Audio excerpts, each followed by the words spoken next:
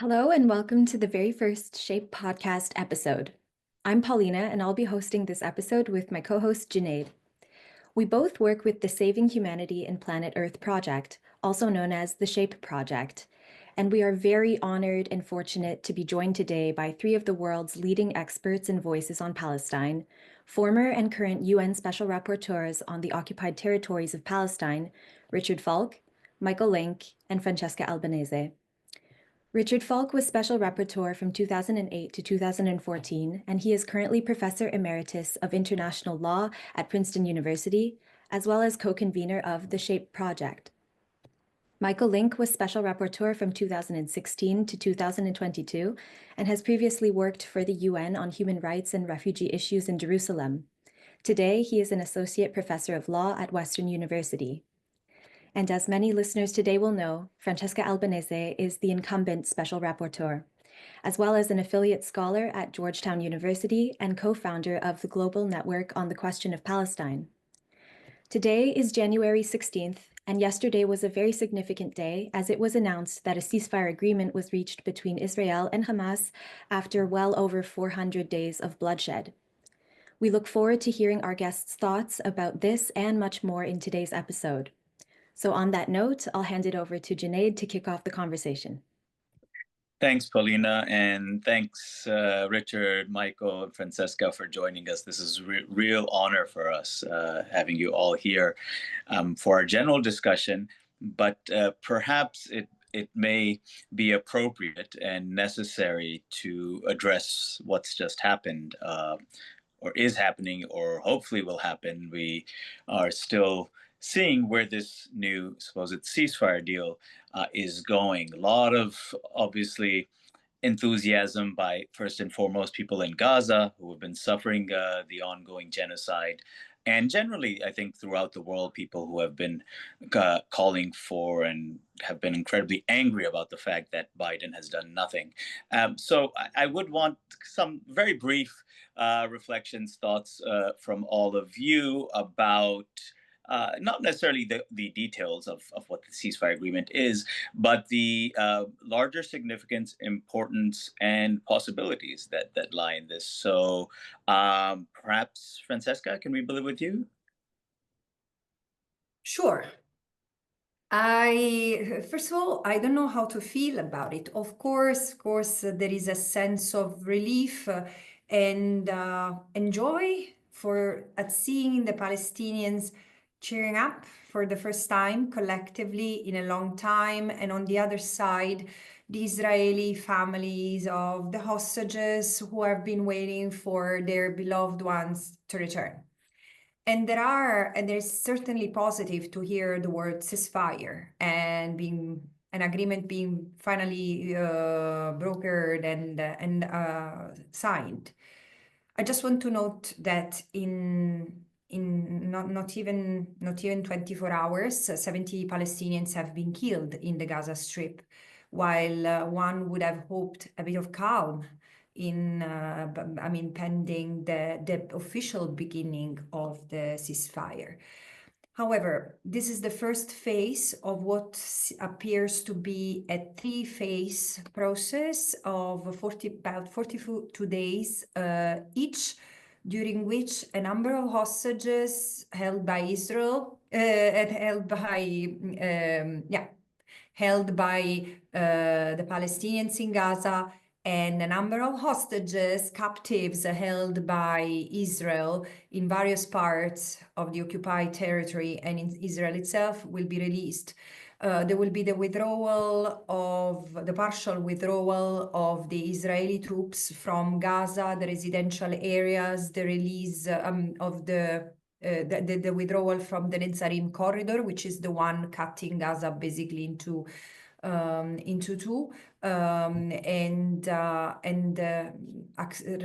the resumption of the relief operations with food, shelters, and medicines and fuel entering in moderate amounts. There will be the reopening of Gaza and the unfettered return of the Palestinians who have been displaced to their homes.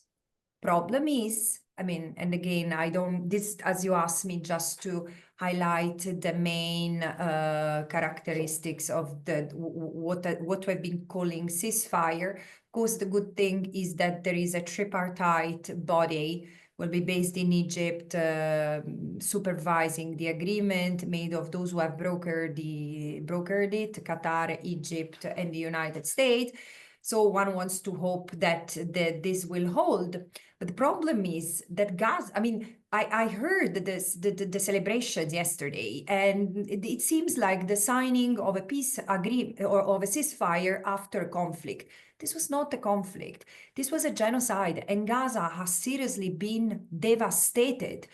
So what's going to happen to the people trapped there? Of course, Israel has agreed to let a number of Palestinians, I mean, to let the Palestinians wounded to leave and be cured outside the Gaza Strip. But what I mean, I'm really, really worried. Voila, this is again, maybe it's also the result of so much pain that we have endured this year, looking at what was being done to Gaza, and so I don't know if it's really coming true.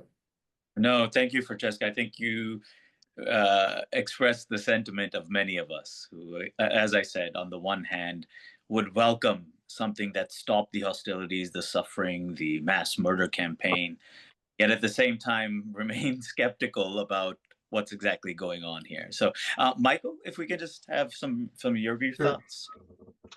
I have two general comments with respect to what we've been witnessing the last 24 or 48 hours. First of all, even within the narrow framework of what led to this ceasefire agreement, this has to be a damning commentary on American diplomacy. Let's keep in mind that the framework for this particular ceasefire was set by Joe Biden in consultation with Israel back in May of 2024. This was then encapsulated in a UN Security Council resolution 2735 that was passed on the 10th of June 2024, 7 months ago. This was on the table. There is very little that has been signed in the last couple of days in Qatar that wasn't already firmly in concrete by the UN Security Council. It's as if the United States and Israel cannot say yes, cannot take yes for an answer regarding this. The damning commentary on American diplomacy is that it allowed this war to go on for 7 more months with the framework already in place, with thousands of more Palestinians dead, more Israeli hostages having died, and more measurable suffering in the Gaza Strip. The second thing I want to be able to point out is simply the big issues in front of us. We cannot lose sight of what we have to yet accomplish. First of all, is really just maintaining the ceasefire. And there's been speculation that with Donald Trump coming into office next Monday, the 20th of January, he surrounded himself with policy hawks on Israel. And a background possibility that has been floated in the Israeli press is that as part of the negotiations between Israel and the United States is the fact that there might be a green light for Israel to resume the war once the hostages are released.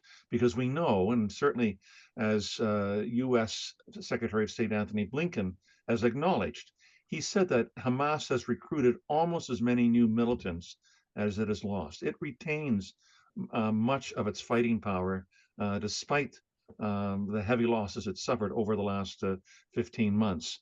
So that's one worry. A second worry has to be the reconstruction of Gaza. 2 million people displaced with no homes to return to, as Francesca has said, no economy to revive Gaza on the horizon.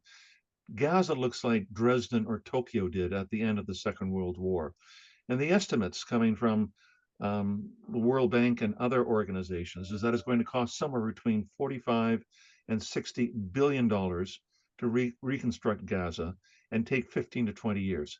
Who's going to pay for that?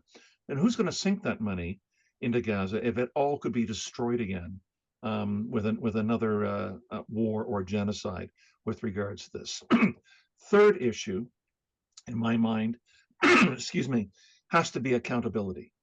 There are many reputable human rights organizations, Amnesty, Human Rights Watch, the UN High Commissioner for Human Rights, Francesca, who have said that war crimes and crimes against humanity and even genocide has been committed in this war by Israel and by Hamas leaders.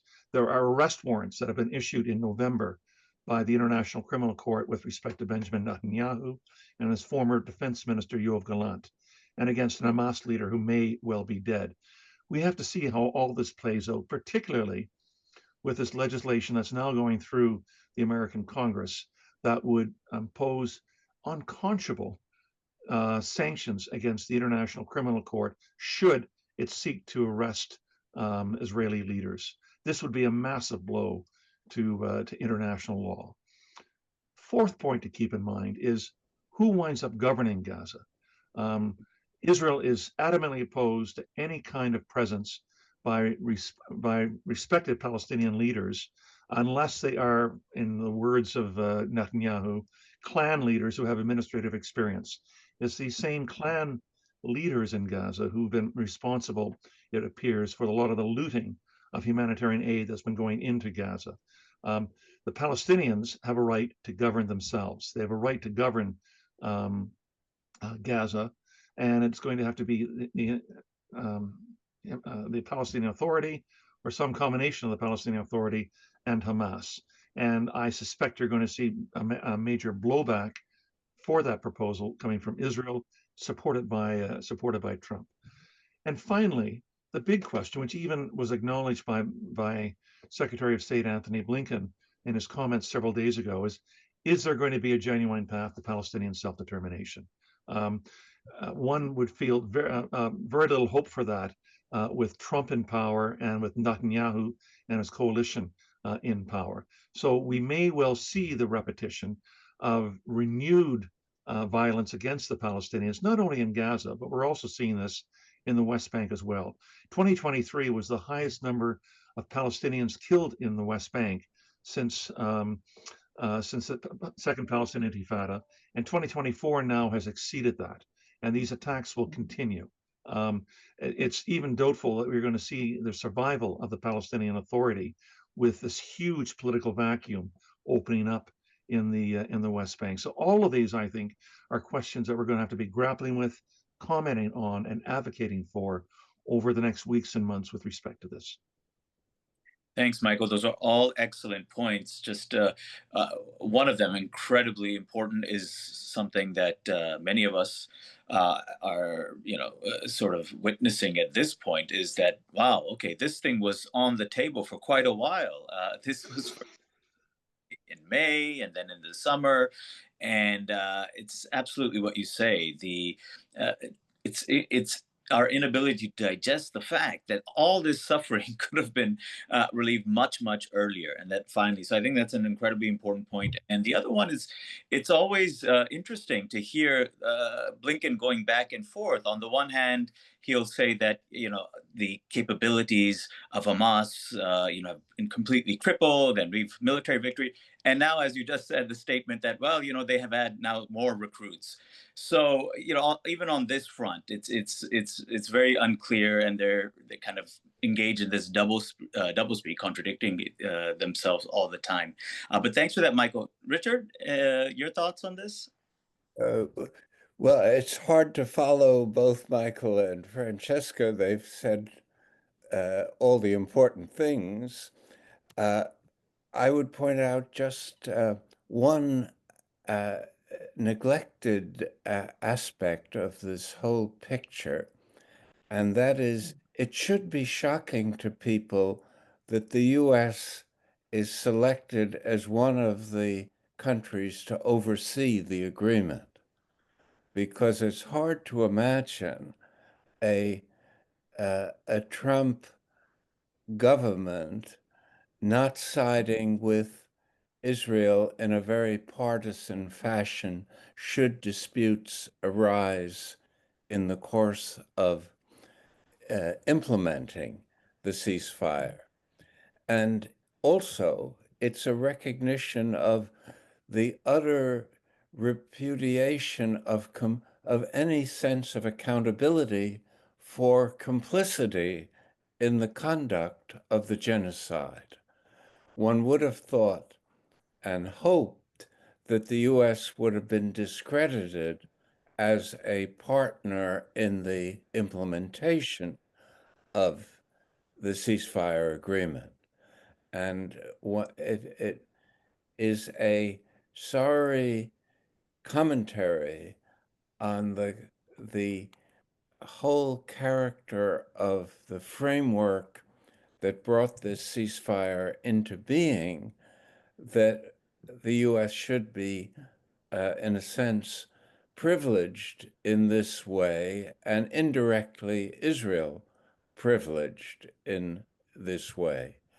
It's an important aspect that bears on how we think about accountability at the second level, the level of complicity, active complicity, and the level of passive complicity of all the governments that could have done more in the spirit of the Genocide Convention itself, which obligates parties to act to prevent genocide.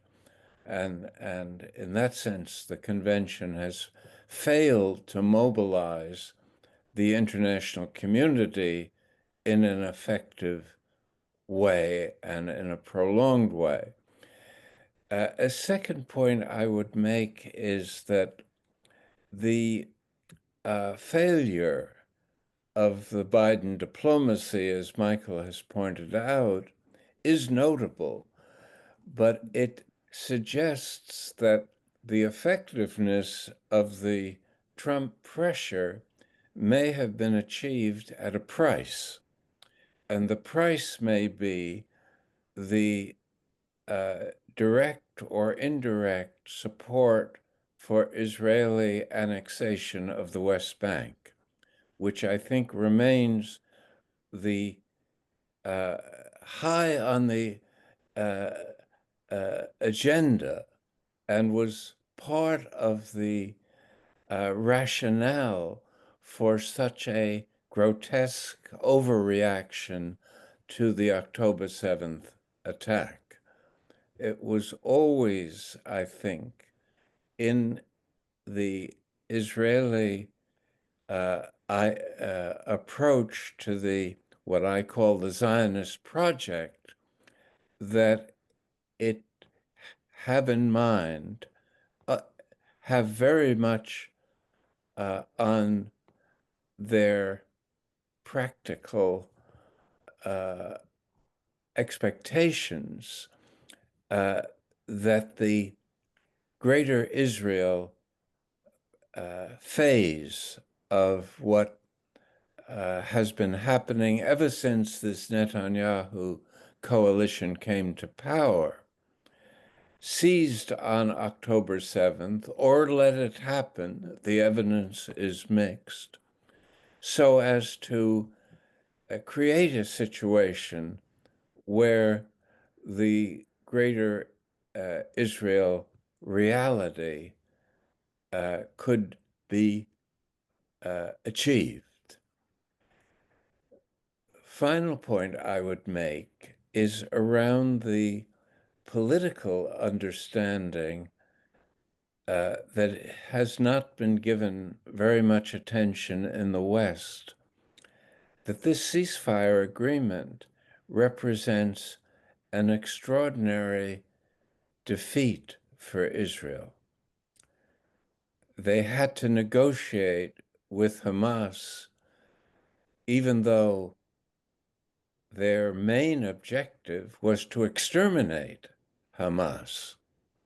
They had to negotiate with Hamas as an equal partner in order to get this agreement into being. And they failed to accomplish, even though they had total mastery of the military battlefield, they lost what I call the legitimacy war. the sympathy, the balance of sympathy in the world has definitely swung to support Palestinian ideas about the moral, legal, and even spiritual high ground of the conflict. And if one looks at the record of anti-colonial wars, they've not been won by the side with the superior military capabilities. They've been won by the side that persists and has the symbolic victory in the legitimacy war. And that's happened over and over again. It used to be talked of in guerrilla warfare theory that if the guerrilla side doesn't lose, it wins, and if the conventional colonial or governmental side doesn't win, it loses.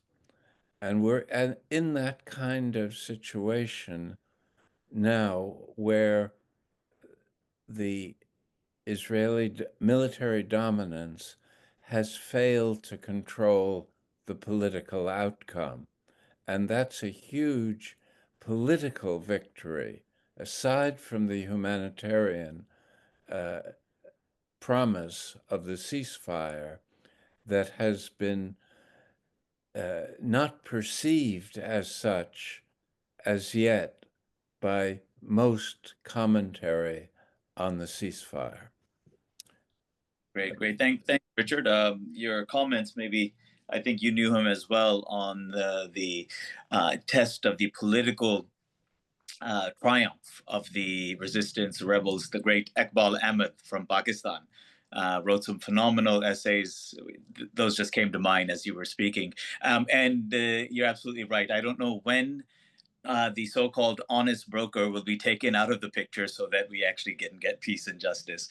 So let me just really quickly go to the next question, which is, and I think we'll get to Francesca more in detail about this, but just very quickly, wanting to look at how your experiences, your individual experiences as rapporteur were, in the sense that the context we have, Francesca has been working through literally a context of genocide taking place there, but both of you have also been there. I mean, one can argue since 48 there's something going on there in terms of suffering and oppression, but specifically Michael and Richard, during your time as rapporteurs, what were some of the main things, both on the ground and perhaps in terms of globally or external pressures that you were facing? Michael, can we begin with you? Sure. As Paulina mentioned at the beginning, I served between 2016 and 2022.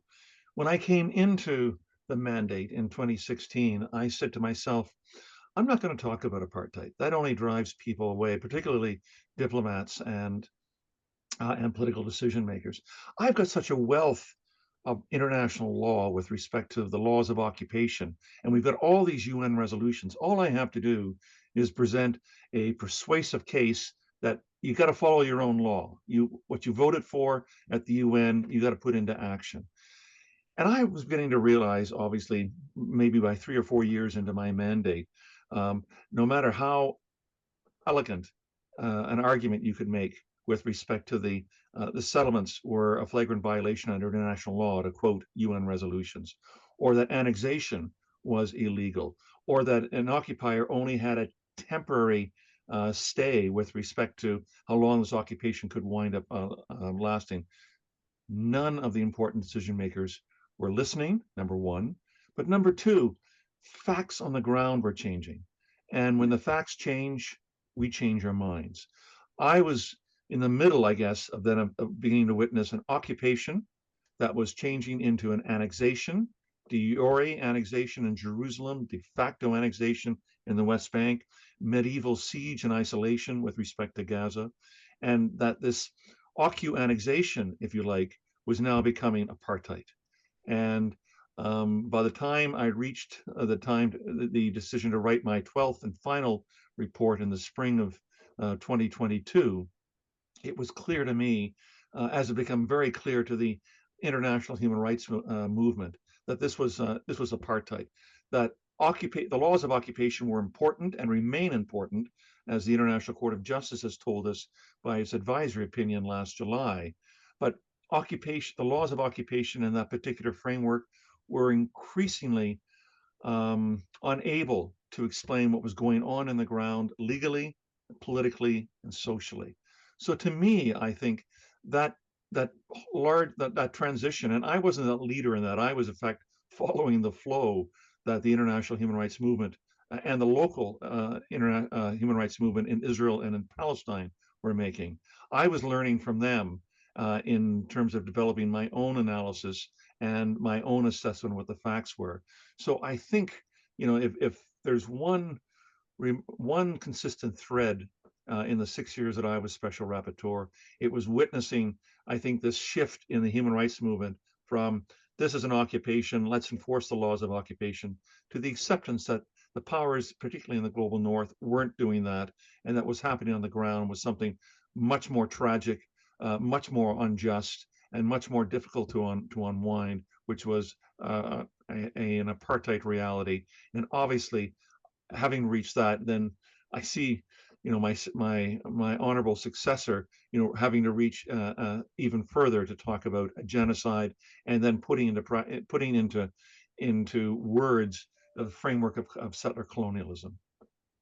Yeah, thanks, Michael. I think that many of us were welcomed very much the report by Amnesty mentioning for the first time for them the word apartheid. I think that made it then easy for many of us to then obviously name Israel as an apartheid project.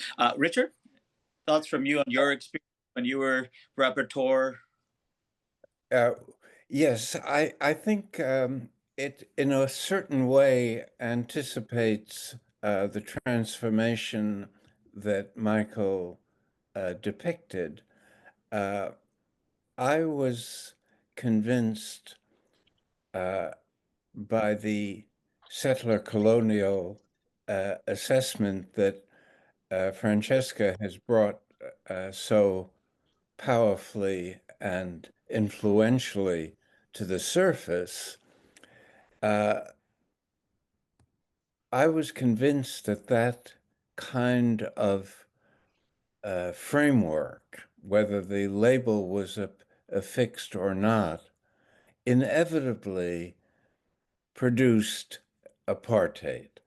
And so I felt that the issue was very present during my 6 years as special rapporteur, and I felt that the danger of a settler colonial occupation and domination is that if it doesn't eliminate effective resistance, it morphs into genocide. And I got a lot of criticism for having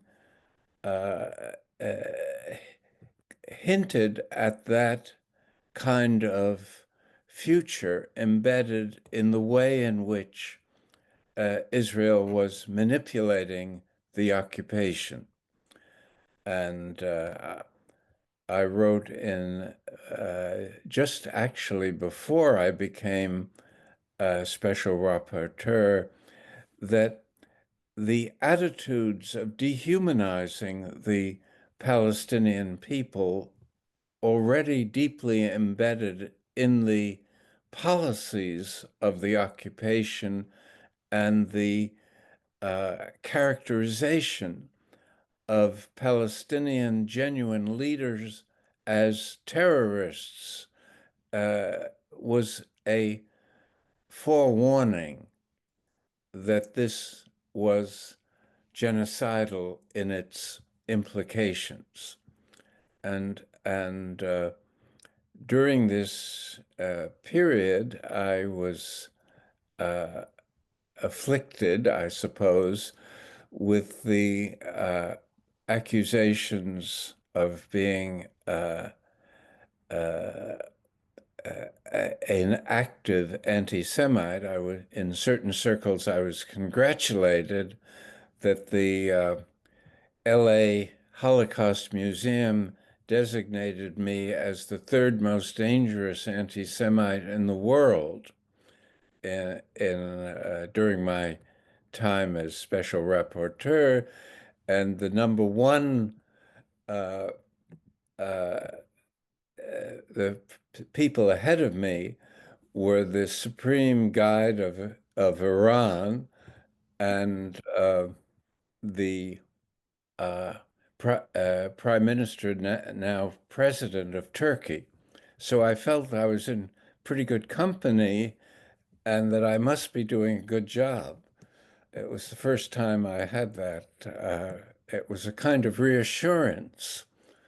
But I was under constant attack from this process of weaponizing anti-Semitism by Hillel Neuer and the Human Rights Watch, which is practically an Israeli Zionist front organization. It shouldn't have credibility and credentials within the UN framework.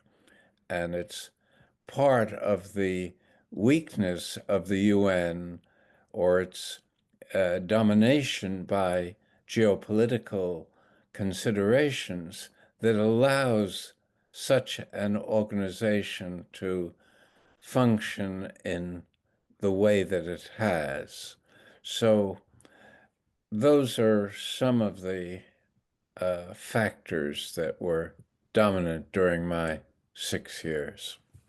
Yeah, thanks, Professor Falk. I was just going to say, reiterate what you had said. Thanks to all of you, but especially Francesca, for allowing us to now use the term settler colonialism, well, more freely than we were able to before, because before it just seemed like this was a heavily politically radical kind of concept. But what I've noticed, and I think, again, thanks to Francesca, is that this is being used more and more widely. So thanks for that. Paulina? Yes, and speaking of getting criticized quite a bit, it's no secret that the position of Special Rapporteur on Palestine is among the most controversial, often with appointments being met with heavy criticism from governments and the public. And this has been seen very vividly with you, Francesca. And so I just wanted to ask, what has been your experience facing this type of backlash from governments and the public, and how has it affected your work as Special Rapporteur? Oh, it's on mute. I think I would like to push back a bit on this. I don't think that it's controversial unless we take the weight of the, frankly, 4 of 5 countries, including Israel, who constantly attacks, supported by an army of minions that do not even deserve to be named. I mean, these are the ones who vociferously attack us and make us controversial. But frankly, it's a mandate that, especially during my tenure, and this is something that Michael told me before I started my mandate, I've encountered so much love, so much support, so much admiration, so much togetherness in person, via mail. So eventually, of course, I've accused Israel of committing acts of genocide and basically the US of being complicit. I would not certainly expect them to throw confetti at me.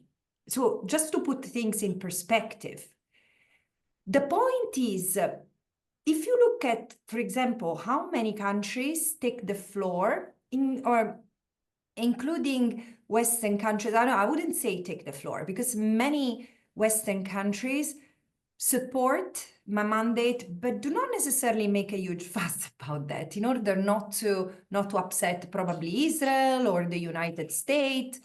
So I think people are in general happy with us mandate holders being the ones speaking truth to power. And I would like to say, of course, I mean, I'm happy to take the credit for having sort of popularized the settler colonialism, but as a mandate holder, I cannot do that because in fact, both Richard and Michael have spoken of settler colonialism. What I've done is really taking this to the level of the dummies and crack the nuts, explain it really without assuming that people would understand. And because in previous discussions that I had 4 years, because I was working in a capacity that allowed me to meet member states and really have frank conversations, I realized that most people didn't understand what self-determination was. There was this common perception that self-determination could be negotiated, could wait until the end of the peace process. Hell no. And today we have the ICJ, which has said it in the most uncontroversial way, that not just the occupation, because this is something that Michael had spelled out with an incredible and unprecedented clarity already in 2016 or 17, the occupation is unlawful. And this has been recognized by the ICJ, but the ICJ has gone forward. It has said that it's the presence of Israel that in the occupied Palestinian territory, in what remains of Palestine, in that mere 22% of historical Palestine that remains to the Palestinian for exclusive exercise of self-determination in the form of statehood, that is illegal. Presence means civilian and military and civilian, material, the settlement, and whatever pertains to it, and immaterial, tangible and intangible, including the control over natural resources, including everything needs to evaporate. The Palestinians have to be free. And of course, there are ways to protect Israel, for Israel to be protected. No one questions this. But we need to challenge the assumption that a free and sovereign Palestinian state would necessarily represent a threat to the Palestinians, because this is, sustaining this argument exposes extreme racism. Racism toward the Palestinians seen ontologically as a threat, as dangerous, as savages, and this is the Orientalist thought that still dominates. If you allow me to make one extra comment, I don't want to abuse of my time, but just one thing in addition to what Richard said. I cannot challenge what he said, which is brilliant about the failure, what both him and Michael said about the failure of US diplomacy. But I think that the past 15 months bear testament to a failure of the multilateral system, failure of European diplomacy, which is now more than before naked in its being a vassal of the United States. Where are the others? Of course, in the global south, something is moving.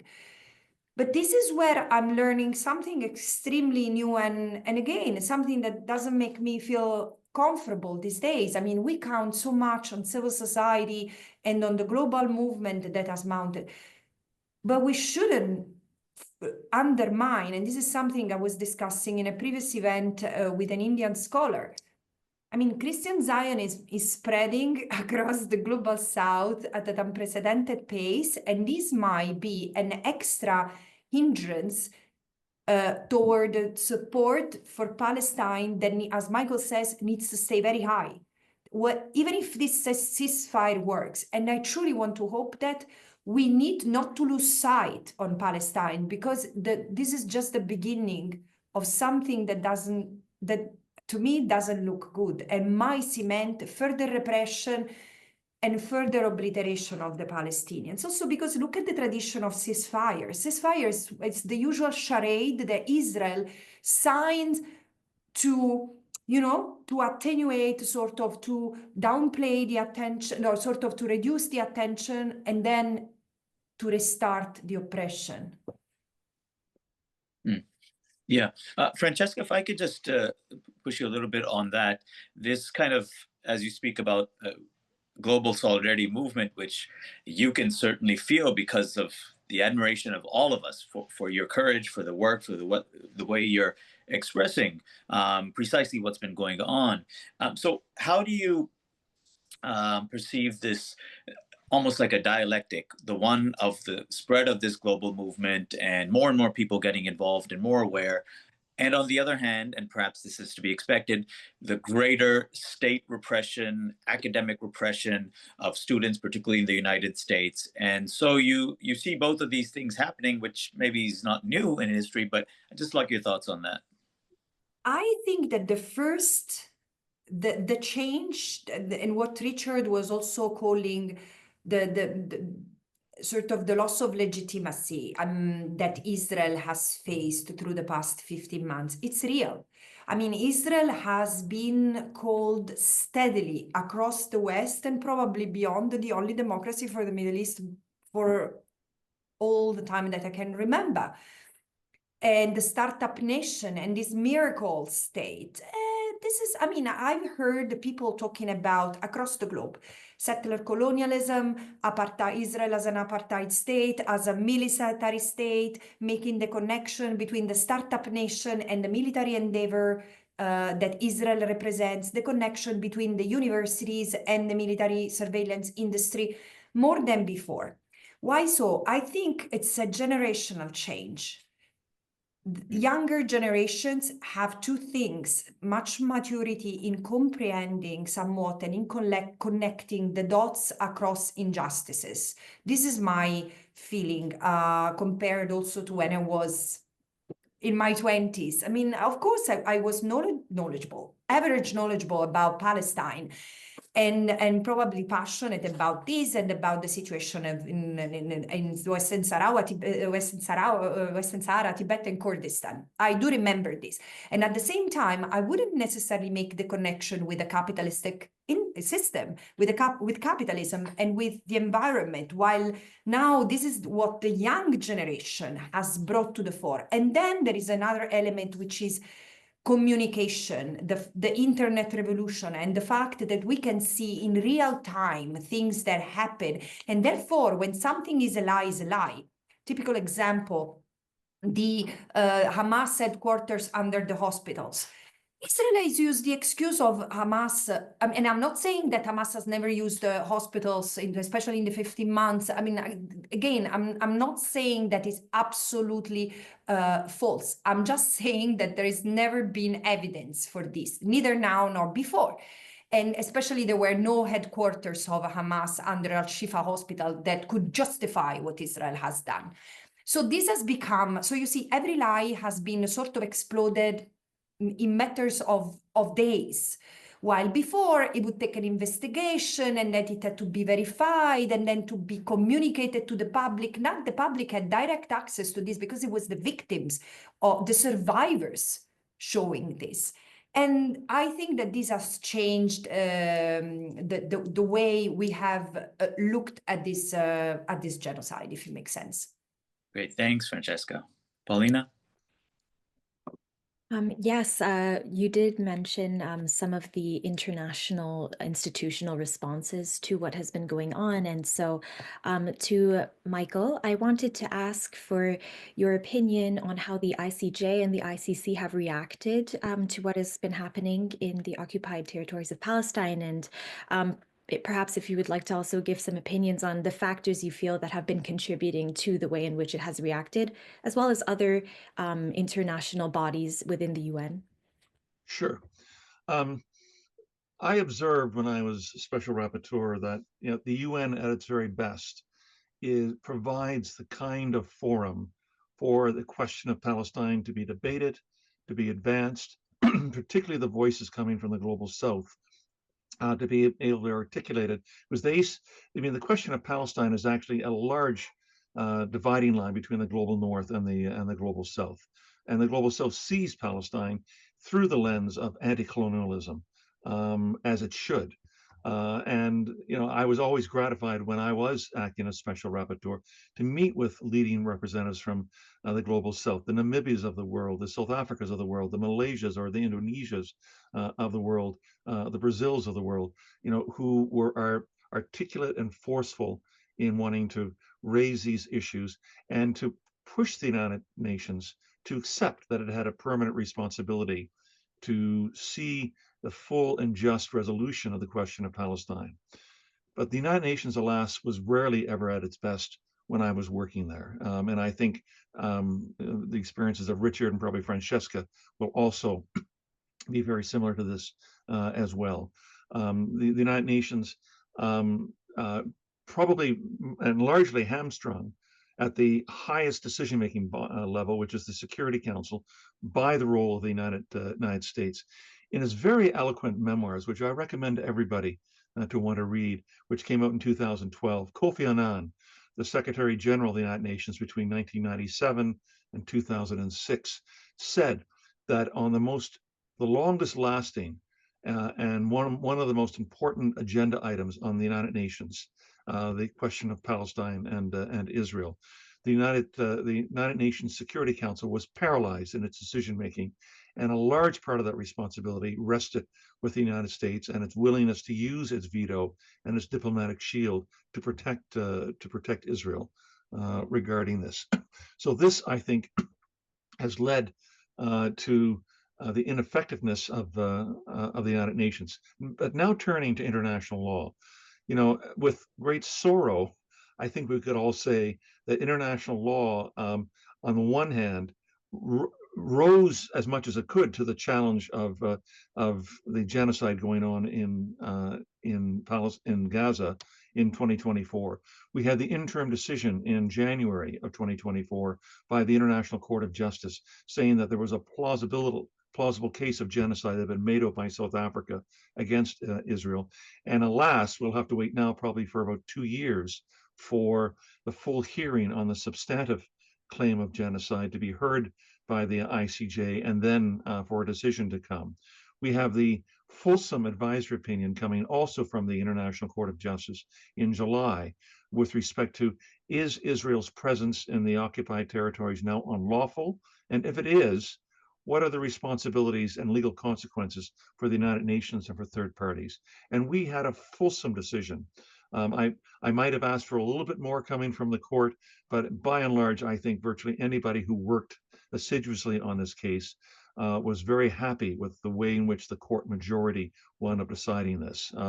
It raised the question, it certainly said that there was racial segregation and even raised the issue of apartheid existing, albeit in a soft voice with regards to this. It said that the occupation had become illegal and that Israel was now engaged in both de facto as well as de jure annexation, and both of those are illegal. It said that all states have a primary international responsibility not to aid or assist Israel with respect to the continuation of its occupation.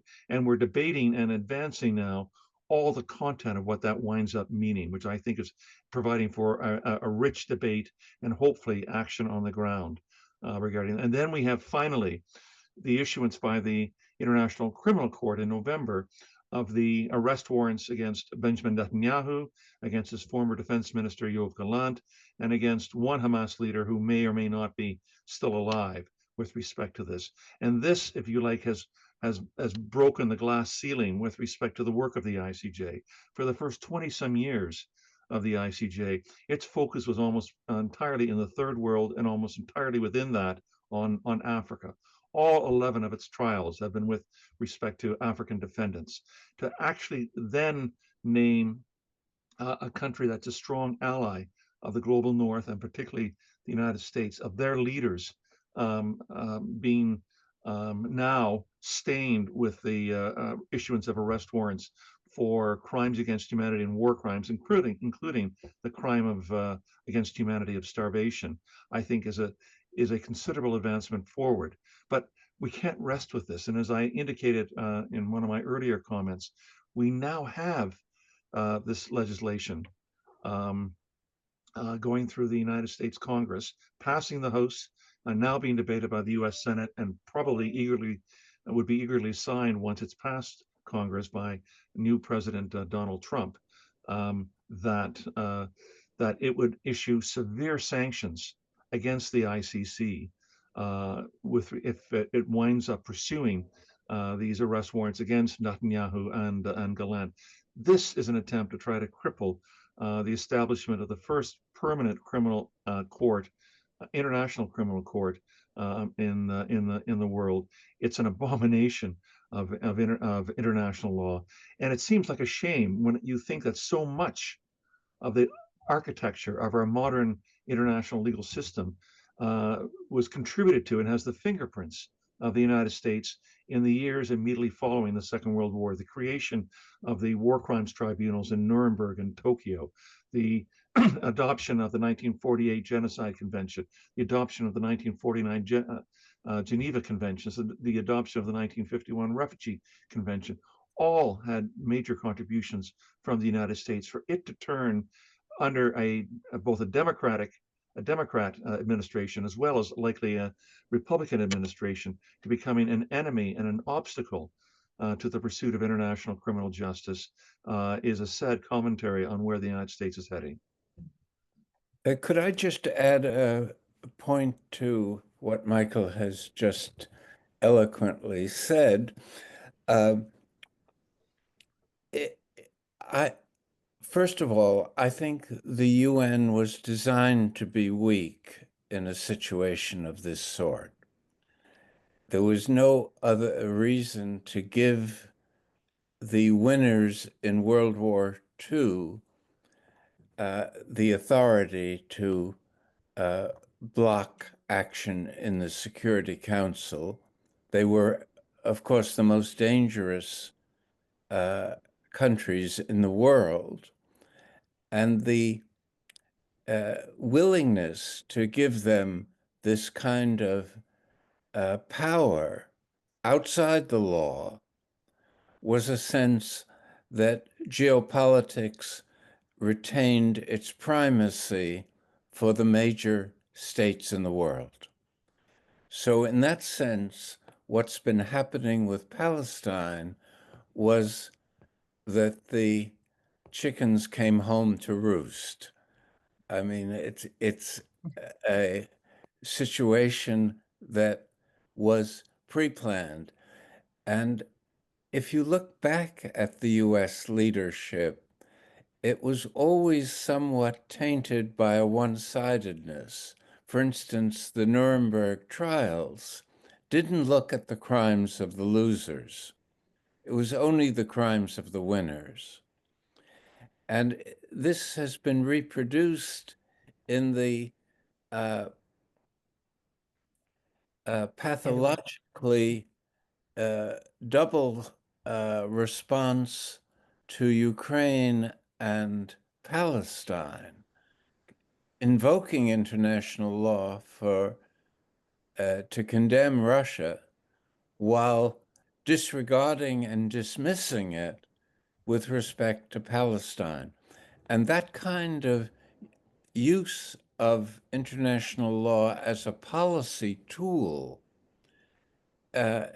comes with a reputation for moral hypocrisy that underlies its authority and legitimacy and makes it only serve the national interests of powerful states. And if it doesn't serve those interests, it's cast aside.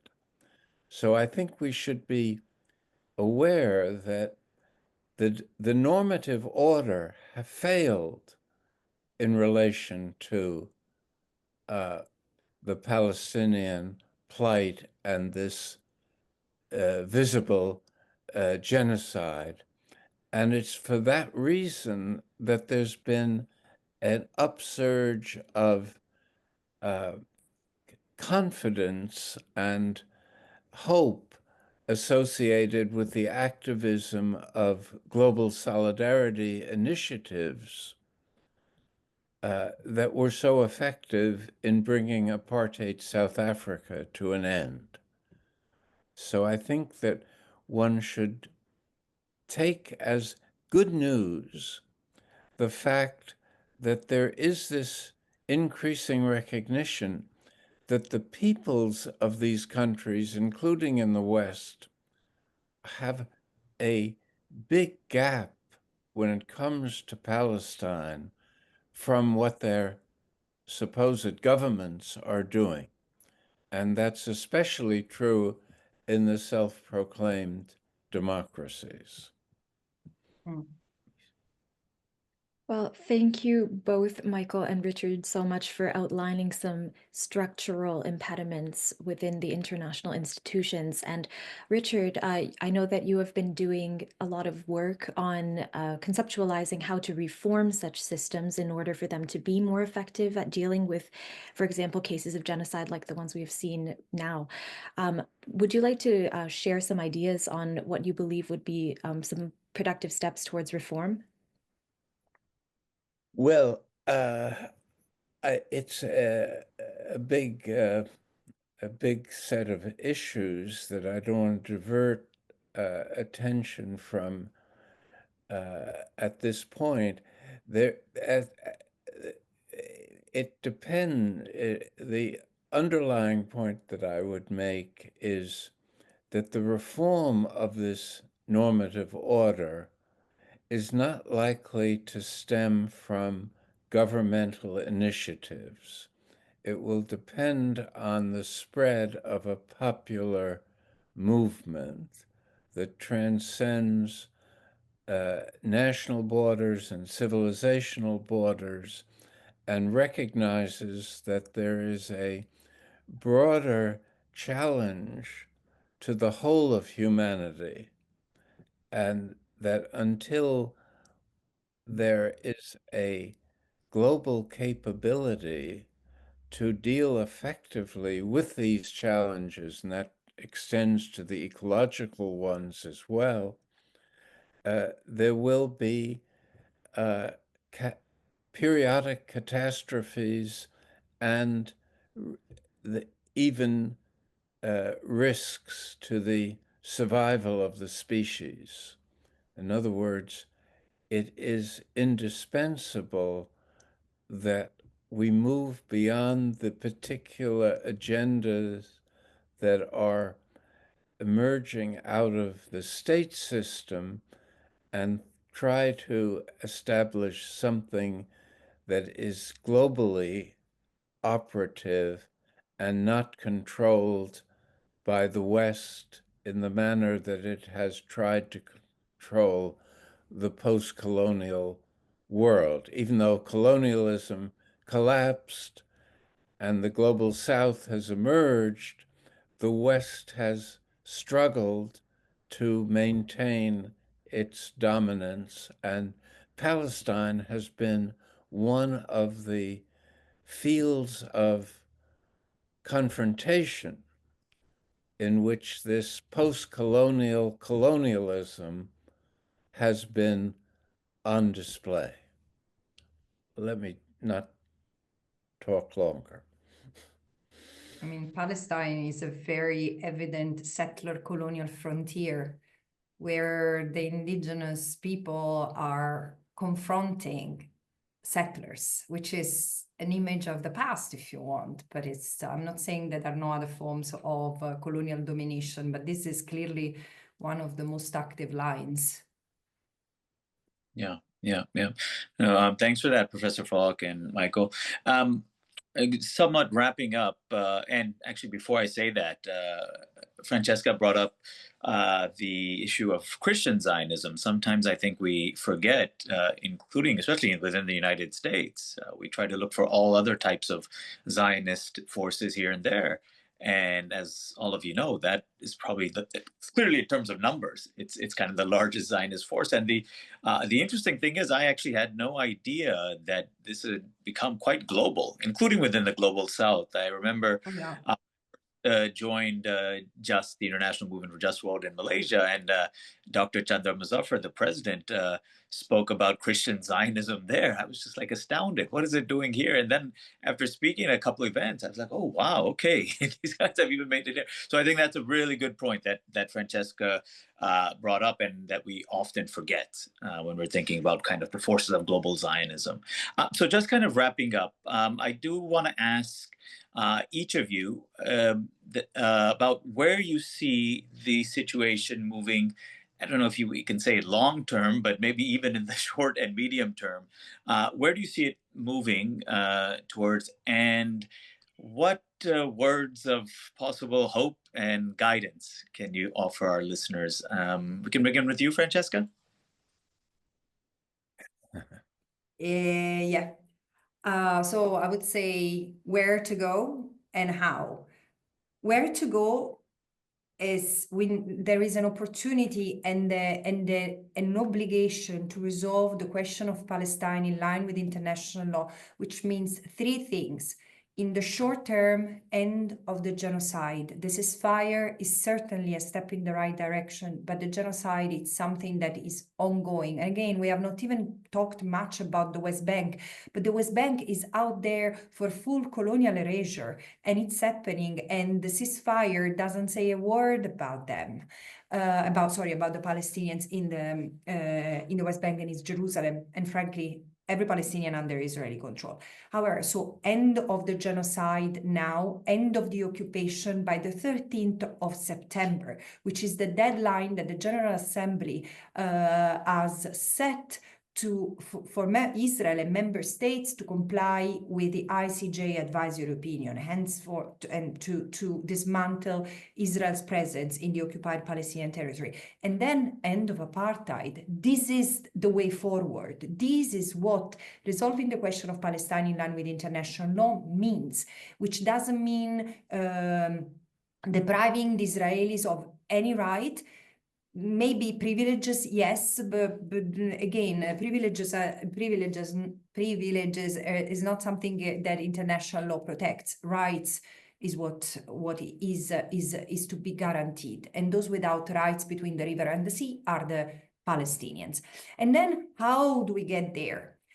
I'm not sure today I'm in a position to provide hope, but probably in terms of guidance, I would say we need principled action. We cannot sit idle. We cannot just express our opinion. We need to do things. What I've been sort of hammering on over and over for the past years is, and in line with what has been done by others, and surely my predecessors, I think we would agree on that, is I can summarize, but always I do this for the dummies, but justice for Palestine starts at home.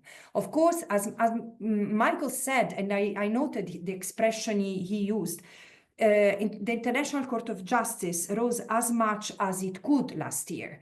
But why did justice fail? Because international law is as strong as the will of state to comply with it, to make it a reality, to enforce it.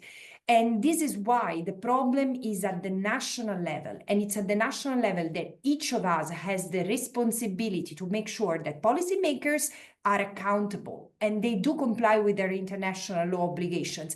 And so businesses and charities and banks and pension funds, there is an entire industry of finances and that flows in and out the occupied Palestinian territory.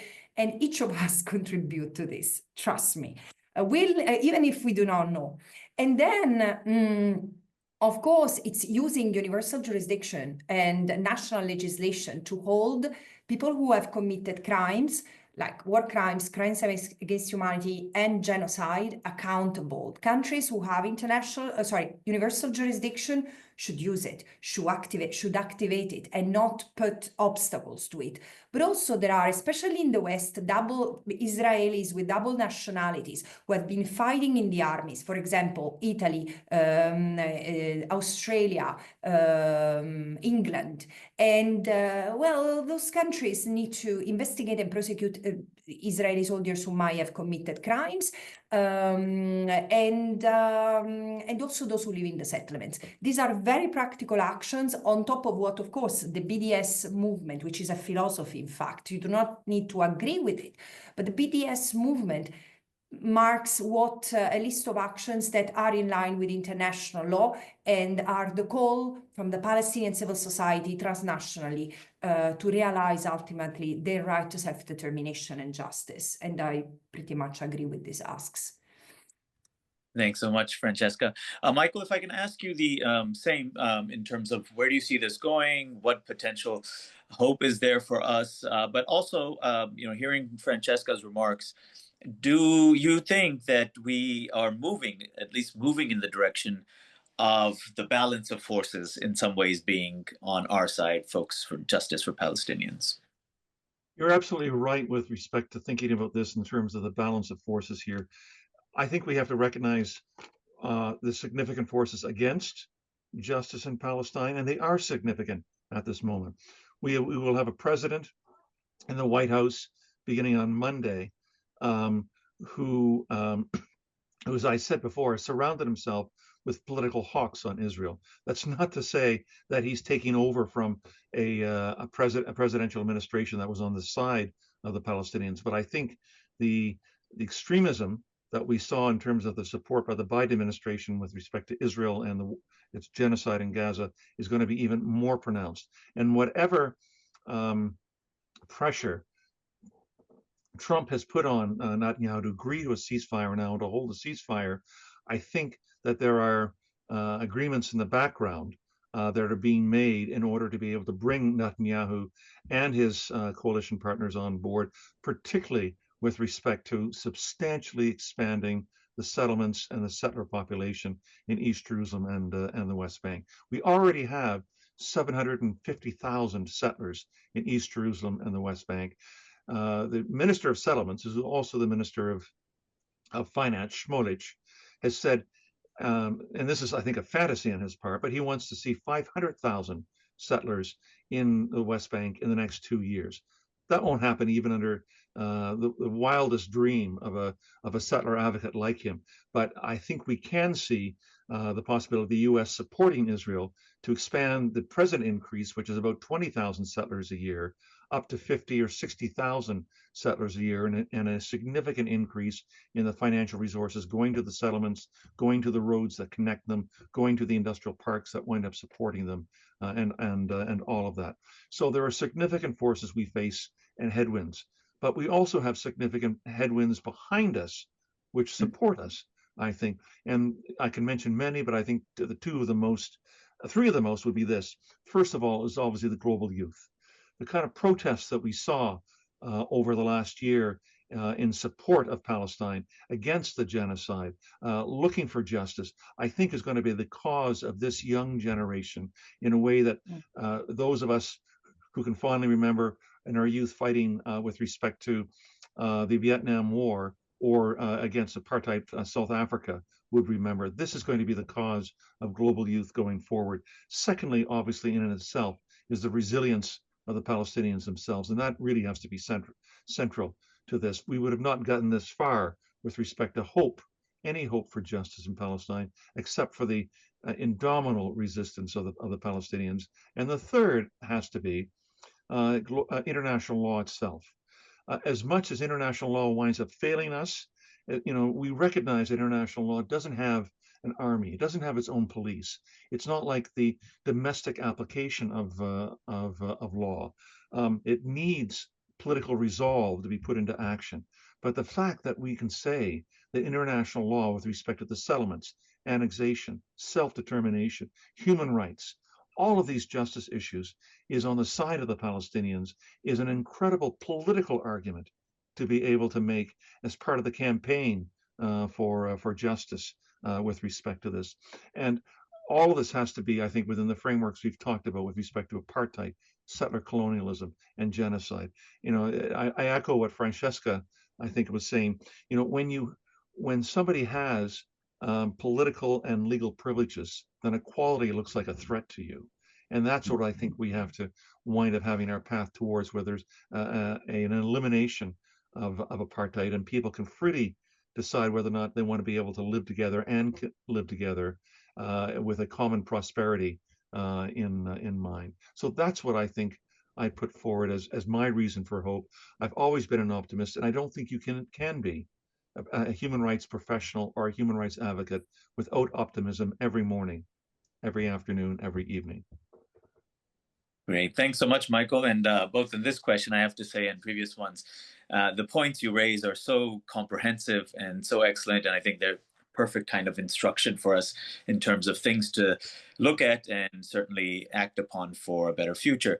Richard, finally to you, you have inspired us with a lifelong commitment to justice and peace, and to the most scathing criticisms back from the Vietnam War.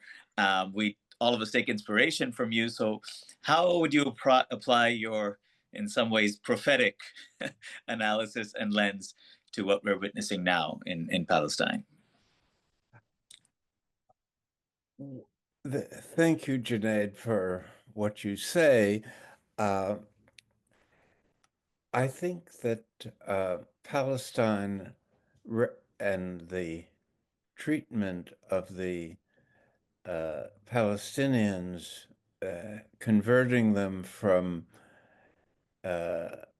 being inhabitants and residents of their homeland to persecuted strangers in their homeland is indicative of a pervasive moral hypocrisy on the part of the leading countries in the world, and particularly in the West. And to find hope from international law, I look more to civil society activism at this stage than to governmentally inspired reform. And I don't see that on the near-term horizon, but I do see an increase in activism around these symbolic victories at the International Court of Justice and the International Criminal Court as producing an outcome eventually that does fulfill the objectives of international law in producing, and human rights law as well, in producing fair and equitable outcomes to political conflicts. But it will take a great deal of intensified activism in civil society to enforce the civil society is the enforcer of international law when geopolitics blocks its enforcement by governments or the UN. And it's that lesson that I think is being slowly learned around the world, that you can't look to these established institutions for more than symbolic support, that if you really want to have political implementation, it's up to people, not governments, not elites, that will shape a more positive history in the future. And I think, aside from affirming all that Michael and Francesca have said, I'll leave it at that. Great. Thanks so much, Richard. Before I turn it over to Paulina, I just myself want to say, wow, what an extraordinary time this has been with all three of you. And whether it's true or not, we're going to at least claim we were the first ones to bring all three of you together in one event. So thanks for my Paulina. Yes, I just want to say thank you all for a great discussion on what is certainly one of the most pressing issues of our time. And this was a sobering reality check the day after the announcement of a ceasefire agreement on the long road ahead that we still have. But thank you also for sharing some tangible actions that we and the global community can take to try and one day bring true justice to the Palestinians. Thank you very much. Thank you. Great. Thanks so much. Thank you very much. Thank you. Take care. Bye-bye. Yeah. Bye. Bye-bye. Good to be with you all. Thank you. As always. Likewise.